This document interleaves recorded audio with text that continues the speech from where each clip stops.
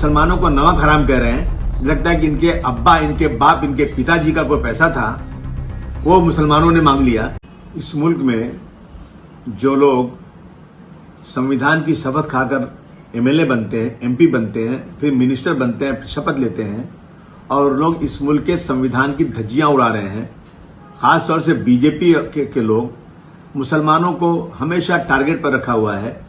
हम इतनी जिल्लत इस मुल्क में बर्दाश्त नहीं कर सकते। अब ये गिरिराज सिंह जी मुसलमानों को नमक हराम कह रहे हैं। लगता है कि इनके अब्बा, इनके बाप, इनके पिताजी का कोई पैसा था, वो मुसलमानों ने मांग लिया।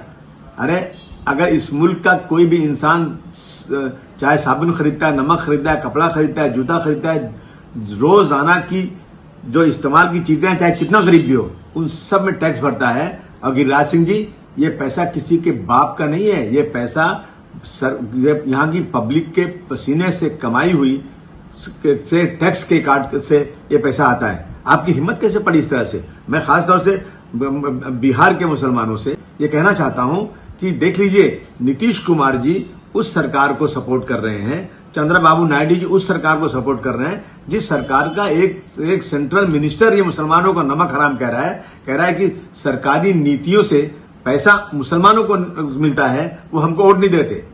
ये संविधान के खिलाफ है। ये बिल्कुल एक डेमोक्रेसी के मुल्क में इस तरह की बात करना, मैं समझता हूं इसे तुरंत अगर आज चंद्रबाबू नायडू जी और नीतीश कुमार को मुसलमान प्रेशर डाल देवे तो इनको तुरंत इस्तीफा देना पड़ेगा।